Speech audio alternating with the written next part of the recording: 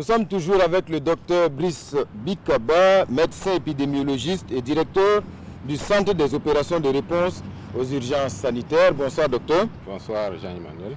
Alors les téléspectateurs ont posé encore beaucoup de questions, nous en avons retenu 4. Première question docteur, quelle conduite tenir lorsque un nourrisson présente les symptômes du Covid-19? Le téléspectateur en question évoque une toux sèche, le rhume et la fièvre. Oui, merci pour ces différentes questions et ces préoccupations.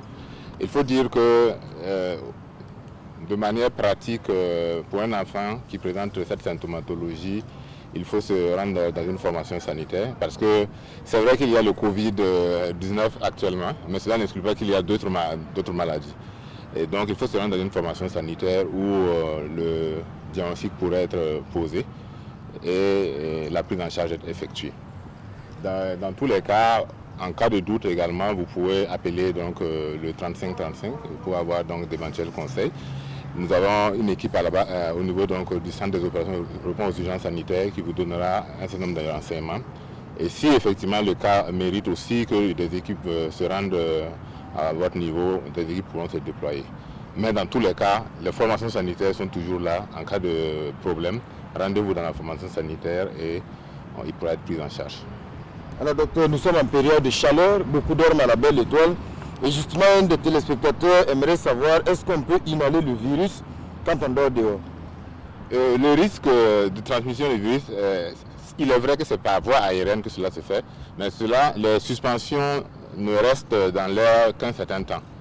Et au bout d'un certain temps, ces suspensions-là vont retomber sur le sol et donc ne se déplacent pas une très grande distance. Donc on a la chance que en tout cas, les gouttelettes contenues dans l'air sont assez lourdes et ne se propagent pas assez loin. Donc cela veut dire qu'on peut bien sûr se coucher à la belle étoile si on a l'habitude de le faire. Alors docteur, la glace peut-elle tuer le virus? C'est aussi la question d'un téléspectateur. Il est vrai qu'il y a tout un certain nombre d'informations selon lesquelles la glace peut tuer ou bien la chaleur peut tuer. Il faut faire attention.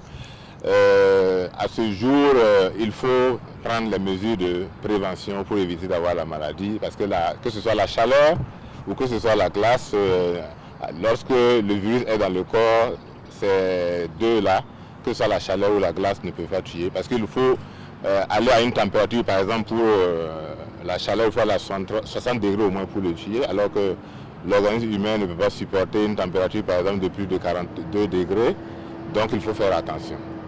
Surtout les mesures de prévention qu'il faut savoir respecter. Et les mesures de prévention, on le connaît, il faut les respecter.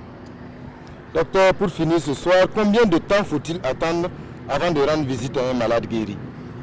Et de manière pratique, on sait bien que le temps d'incubation varie entre 1 et 14 jours, avec une moyenne de 3 à 7 jours.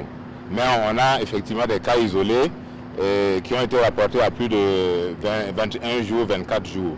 Donc de manière pratique, pour les cas qui rentrent dans notre cohorte, et jusqu'à ce que le système effectivement puisse le prendre en compte, nous faisons la confirmation avec les tests et nous faisons la confirmation de la négativité avec un test de suivi. Donc si le test est négatif, cela veut dire que la personne n'est plus contagieuse. Au besoin, pour quelqu'un qui a eu son résultat de test qui est négatif, nous pensons qu'il n'est plus contagieux, mais cela ne l'exempte pas de continuer à se protéger et à prendre des mesures de prévention pour éviter d'être recontaminé. Voilà. Alors docteur, merci en tout cas et on se dit à demain.